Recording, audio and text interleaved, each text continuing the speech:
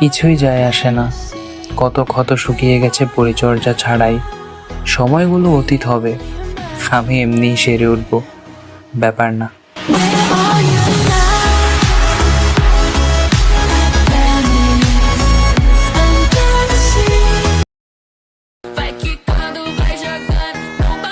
সবার কাছে ভালো হওয়া যায় না, কারণ সবাই ভালো মানুষ না।